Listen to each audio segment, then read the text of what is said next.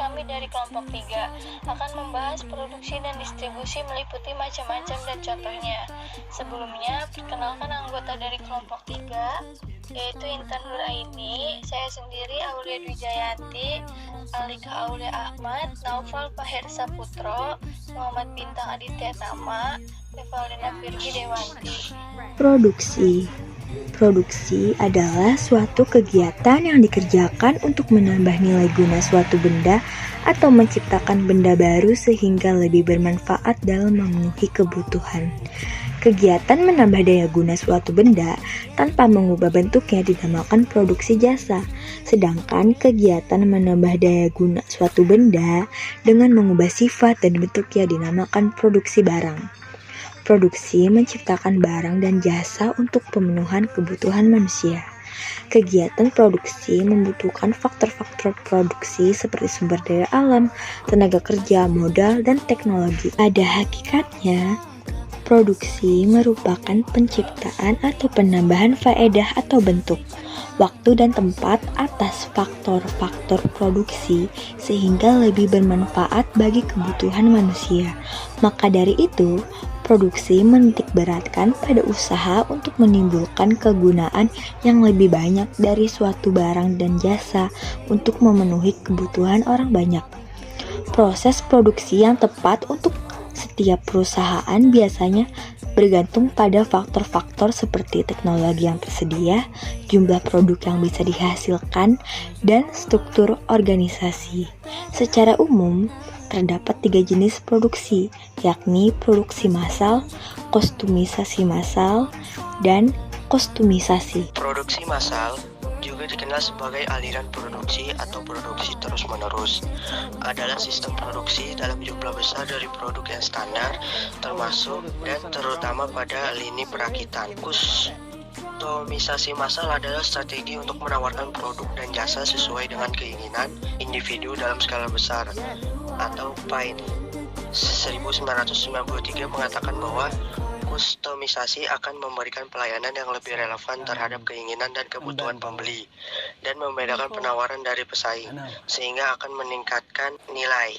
Customization adalah upaya untuk menyesuaikan produk dengan keinginan konsumen. Menurut Ontoro tahun 2010, distribusi adalah kegiatan pemasaran yang berusaha memperlancar dan mempermudah penyampaian barang dari produsen sampai ke tangan konsumen, sehingga penggunaannya sesuai dengan jenis, jumlah, harga, tempat, dan waktu yang dibutuhkan. Lalu menurut Basu Swasta, distribusi memiliki definisi berupa saluran pemasaran yang dipakai oleh pembuat produk untuk mengirimkan produknya ke industri atau konsumen. Lembaga yang hidup dalam saluran distribusi adalah produsen. Kemudian, menurut Asauri, distributor merupakan kegiatan memindahkan produk dari sumber ke tangan konsumen akhir dengan saluran distribusi pada waktu yang tepat. Sementara itu, menurut Sukartawi, kegiatan distributor menjadi aktivitas penyaluran atau pengiriman barang dan jasa supaya dapat sampai ke tangan konsumen. Orang yang melakukan kegiatan distribusi disebut dengan distributor. Dalam kegiatan distribusi, terdapat aspek fisik dan non-fisik supaya alur pemasarannya lancar.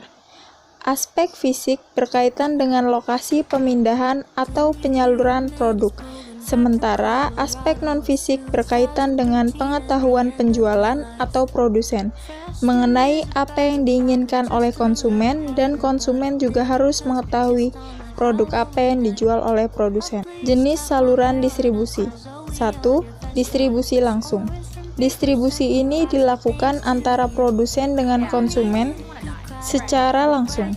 Misalnya, petani sayur melakukan transaksi jual beli secara langsung di pasar.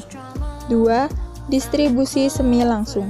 Distribusi ini dilakukan melalui seorang perantara supaya produk dari produsen tetap bisa sampai ke tangan konsumen. Misalnya, penerbit buku yang menjual bukunya melalui sales supaya sampai ke tangan konsumen, atau sekolah, siswa, mahasiswa, lembaga akademik. 3. Distribusi tidak langsung. Jenis distribusi ini dilakukan melalui beberapa perantara. sehingga produk tersebut tidak bisa langsung diterima dari produsennya langsung. Misalnya, pabrik minuman menjual produk minumannya kepada konsumen melalui beberapa agen atau sales terlebih dahulu. Tujuan distribusi: 1. Menjamin keberlangsungannya produksi suatu produk.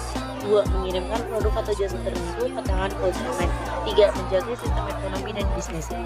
Fungsi atau tugas pokok distribusi: 1. Pengangkutan atau transportasi. 2. Penjualan atau selling. 3. Pembelian atau buying. 4. Penyimpanan atau storing. 5. Pembakuan standar kualitas barang. 6. Penanggung risiko. Faktor pengaruh kegiatan distribusi: 1. Faktor pasar. 2. Faktor barang. 3. Faktor perusahaan. Dan 4. Faktor kebiasaan dalam pembelian. Strategi distribusi. Menurut Untoro, supaya mendapatkan keuntungan yang maksimal, maka membutuhkan strategi distribusi yang tepat supaya produk dapat sampai ke tangan konsumen. 1. Strategi distribusi intensif. Dalam strategi ini akan menempatkan produk pada pengecer atau retailer serta beberapa distributor di berbagai tempat. 2. Strategi distribusi selektif. Dalam strategi ini akan menyalurkan suatu produk ke daerah pemasaran tertentu dengan memilih beberapa distributor atau pengecer. 3. Strategi distribusi eksklusif. Dalam strategi ini, distributor atau pengecer akan diberikan hak istimewa atas produk yang dijualnya. Konflik saluran distribusi. 1. Konflik horizontal. Dalam konflik horizontal biasanya terjadi di antara perantara tingkat distribusi yang sama. Penyebabnya adalah kebiasaan pedagang perantara yang meneragamkan persediaan produk dengan menambahkan jenis produk baru. 2. Konflik vertikal. Dalam konflik vertikal biasanya terjadi antara produsen dengan pedagang besar. Selain itu juga bisa terjadi antara produsen dengan pengecer atau retail.